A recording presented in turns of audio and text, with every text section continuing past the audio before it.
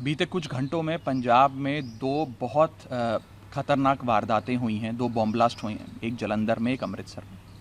हम इसे कंडेम करते हैं।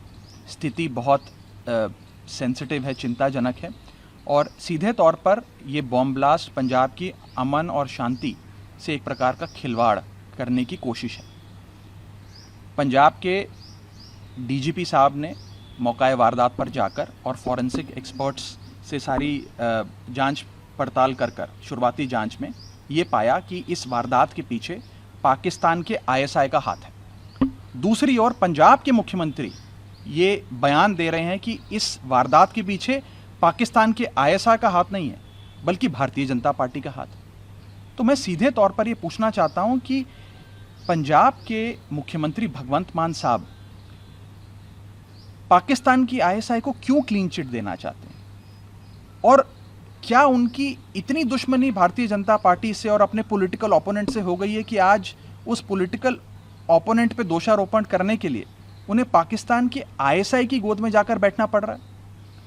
हम अक्सर देखते हैं कि आईएसआई जब भी किसी वारदात को अंजाम देती है तो उसके बाद उससे किनारा कर लेती है और कहती है ये तो फॉल्स फ्लैग ऑपरेशन है, हमारा कुछ लेना देना नहीं है।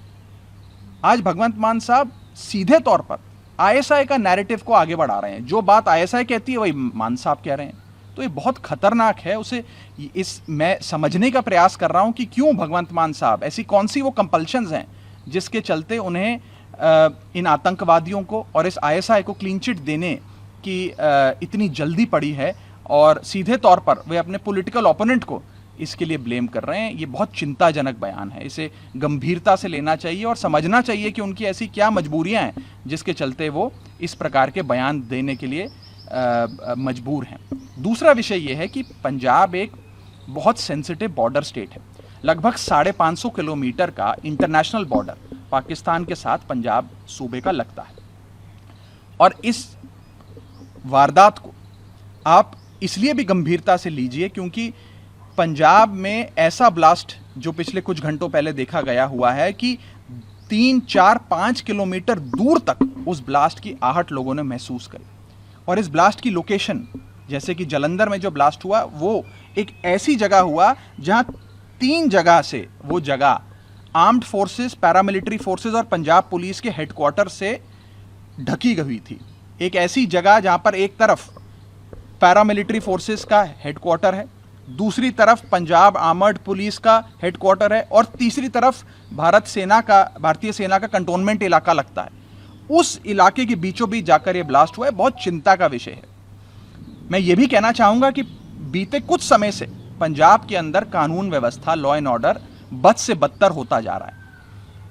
लोगों को थ्रेट कॉल, एक्सटॉर्शन कॉल, जान से मारने की धमकियां, चोरी, डकैती, छोटे ब्लास्ट, सिलेंडर ब्लास्ट से लेकर तमाम तरीके के एंटी सोशल एलिमेंट्स द्वारा अंजाम दी जा रही वारदातें, तमाम चीज़ें बढ़ती जा रही हैं और पंजाब का लॉ एंड ऑर्डर खराब होता जा रहा है। मैं मुख्यमंत्री साहब से ये दरख्वास्त करूंगा कि अपना पाकिस्तान प्रेम छोड़कर वे पंजाब सूबे के हालातों का जायज़ा लें और कैसे पंजाब में लॉ एंड ऑर्डर फिर से कायम किया जाए उस पर काम करें। लेकिन राघव जी, चूँकि आप पंजाब में मुख्यमंत्री को नज़दीक से जानते हैं, काफ़ी साल से काम किए हैं, जिस तरह का उनका बयान है भारतीय जनता पार्टी पर जो आरोप लगाए, क्या वो किसी के दबाव में लगा रहे हैं, किसी का प्रेशर है उन पर? देखिए, भगवंत मान साहब आईएसआई को क्यों क्लीन चिट दे रहे हैं ये तो वही बता पाएंगे। क्या उन पर किसी और का इन्फ्लुएंस है, किसी शख्स ने उन्हें कहा कि आप इस प्रकार का बयान दीजिए, या उन्होंने कोई ऐसे पदार्थ का सेवन किया है उसका इन्फ्लुएंस है, ये तो मैं नहीं कह सकता। ये तो वही बता पाएंगे कि